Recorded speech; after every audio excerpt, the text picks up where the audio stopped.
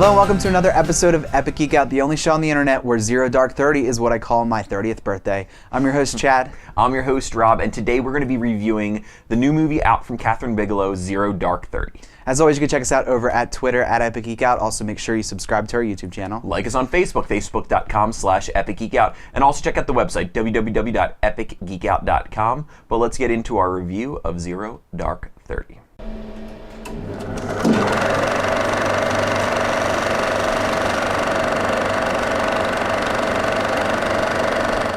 So today we're talking about 0 Dark 30. We got a chance to see it. It's not out everywhere yet. It'll be out, I think, this weekend everywhere. Yeah. It's a limited release right now. But it's a new film from Kathryn Bigelow, who directed one of our favorite movies, The Hurt Locker, a couple years ago.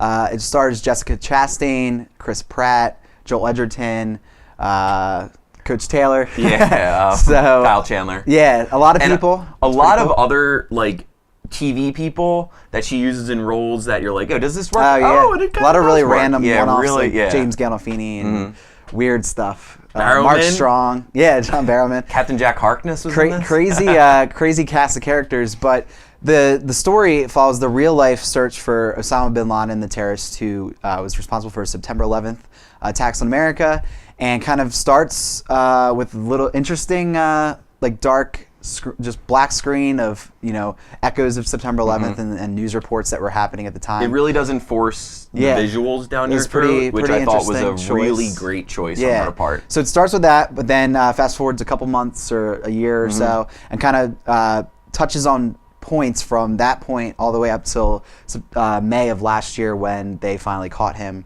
Or didn't catch him, they killed him. Yeah. Spoiler alert. Oh, God. Yeah, national news. So you probably know that already. But interesting, it kind of focuses on the search for him and the hunt for him. The last portion of the movie is the actual raid into his compound. But a lot of like political intrigue, CIA, like clandestine stuff going on. And it really is the story of her character, right? Jessica Chastain, what she brought to the search of it, you know, right? Kind of and how her obsession kind of led to this.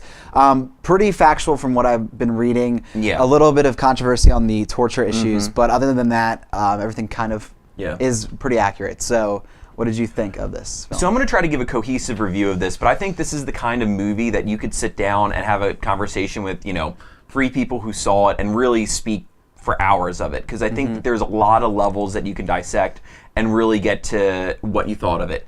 I really enjoyed this movie. You know, it's pushing, I think it's 2 hours and 37 minutes, something like that. And there really wasn't a moment, except for when I was almost finished my large soda and I needed to use the bathroom, that like I wanted to get out of there, that I didn't have intrigue and I didn't want to see the story pushed forward, which is really telling since you know the ending of this movie. You know, you don't know what the last shot of this movie is going to be and how they're going to end this, but you know what the quote-unquote climax of the movie is.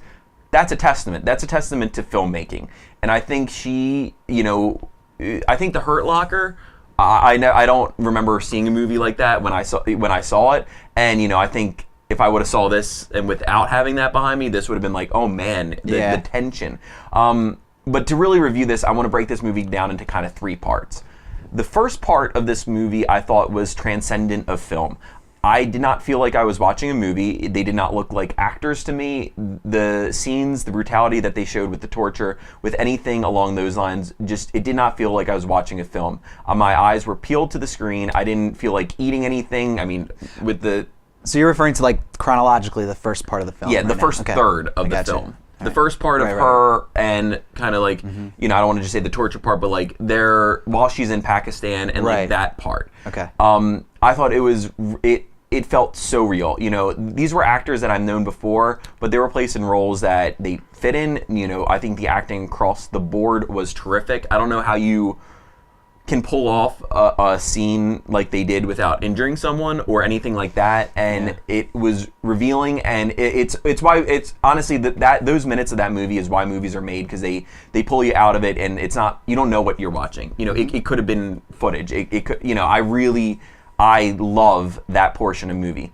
Then they get to a portion of movie kind of when she's back in the USA, and that felt more movie to me. That felt more movie than any other part of this film. There were moments that kind of seemed like they try to instill laughter, which this movie doesn't need. This movie doesn't need any jokes, anything like that, anything that even seems like that. I don't know, she kind of has this move where she writes something in lipstick, every day. And, if this really happened, that's great to add it, but it doesn't seem like that's something that would have happened along with other, other lingo that they use. I don't think it would have happened in real life, but I think it did fit her character. And it did. But that part felt just more movie to me. Yeah, I agree. And it kind of took me out of it. But then the last part of the film, is the raid sequence. Again, I am back into the film. I am back in on the edge of my seat, knowing the outcome, but still the way that this was shot was fantastic. The other, and it just was great, and I really, really just enjoyed it. The other thing that I just want to touch on, performances across the board, tremendous. No one stuck out as, a bad performance. The way she uses sound is unlike sound in any other movie I've ever seen. The Hurt Locker was, I remember watching it in the living room, we had surround sound on, I thought I got shot through the wall. The way she uses sound, in a gunfight, it's not, 1,000 rounds going off, this, undistinguished gunfire. You hear every shot. Every shot. And when it sounds unlike any gun I've ever heard. Yeah, it sounds what I would expect these guns to sound like in real life.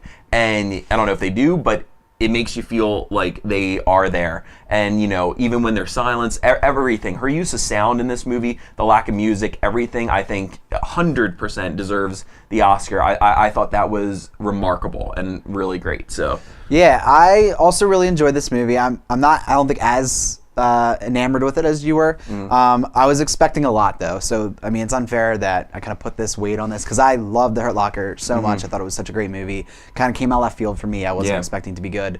It blew me away, and I kind of agree that I think maybe had I not seen that, but then I don't think there was as much intense tension in this as I felt like in The Hurt Locker was. And comparing the main characters, I think Jeremy Renner was more visceral and more... Yeah, definitely. And I think the latter part of this movie, during the raid, there wasn't the tension there just because we did know the outcome. In Hurt Locker, it was, real take, but on a fictional character.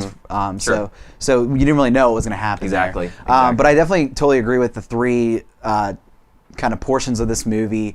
It definitely felt that way to me as well. And just this is like an uncomfortable topic, like especially the torture stuff, and this is I thought what this film did really well with was it elicited feelings in me that I was like, I didn't remember all these bombings in like London and all this stuff, and I was like, I felt bad for that, and I'm kind of like, this is the problem with like us and why kind of this speaking to why this movie is. And the last shot kind of speaks to the fact that we killed Osama bin Laden, but now what do we do? Because this war is not over. Like Al Qaeda and all that stuff, terrorism exists in the world today, and it's unavoidable. Even though we spent 10 years, a decade trying to catch this one guy.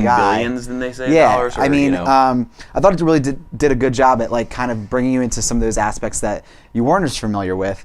Unfortunately, the lead actress, I just couldn't. She irked me a little bit. She reminded me too much of the chick from The Killing. She looked like her to me, and it was just kind of irritating. I don't know why, because I don't know. She like makes those pouty faces and like weird faces. So for me, it was just like a personal choice thing. But I think her acting was pretty decent. And despite that middle part, which was kind of goofy at times, but it really is a story about one woman's obsession with this crazy thing that's going on. Because when one of the most poignant scenes I think for me was there was a scene where they're talking about, well, what else have you done for the CIA? And she said, nothing. And she's been with them for 8 years or whatever, 12 years, whatever she said. And that's really interesting because this is like, these people don't sleep. They work this night and day, and it's crazy. Some of the things I know it's factual and for the most part, but there's some things I just find hard to believe that the government like did on this little bit of information that they had or stuff like that, and they kind of try to address that by making you unsure of it, and I guess it kind of did happen that way, but just for me it kind of took me out a little bit, just made it seem kind of movie-ish, and it did kind of have to fill the tropes of a movie too. Right. And no, I was just gonna finish by saying, I mean, it was good. It definitely is worth seeing. For me though, I was actually, after we gave our review of our favorite top 5 movies of last year, I was like, but we didn't see Zero Dark 30. We should probably mention that because it probably would be on there. But for me, I don't think it would have been. I don't know. For you? It might have. I think it's just such a subject matter that it deserves its own category. Opposed, like, how can I, say that I like Wreck-It Ralph better than this? I feel just morally bad saying that. So, I think it's kind of unfair to really make that topic. And I gotta say, I'm so thankful that the last sequence, they didn't find some excuse to throw like handmade footage in there or something, because I think that could have easily happened. And there were a lot of things that could have went so wrong in this. Yeah, but exactly. they didn't, and it was just really beautifully shot. So I say definitely check it out. Yeah, you got to see this.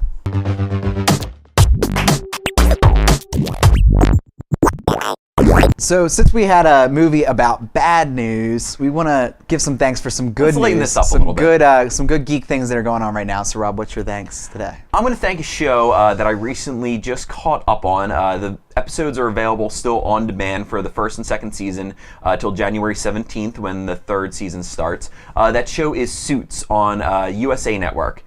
This is not the best show. I'm not sitting here telling you that this show is going to win any awards or anything like that, but I really enjoyed the time with it. I think they're 45-minute episodes with where the commercial break should be. There's one, USA advertisement that you can easily skip through. So you can get through these pretty quick. 12 episodes and 10-episode seasons. So, not much to really get there, but Suits is basically the story of there's this kid who is a certified genius. He remembers anything that he's read ever, and for a while he was for a job taking the bar or the LSATs for kids who are going into law school, and these things happen where he's put in a situation where he ends up working for a law firm, and this guy's keeping his secrets, stuff like that, and very contrived. As I'm saying it out loud, it does not sound good, but the characters are all very interesting and enjoyable to watch, and that's why I watch the show. I don't think that there's been a time where they've really lost the case, but finding out how they win has been enjoyable, and I really enjoyed the time with it. And it's a USA show. I mean, you're not going to expect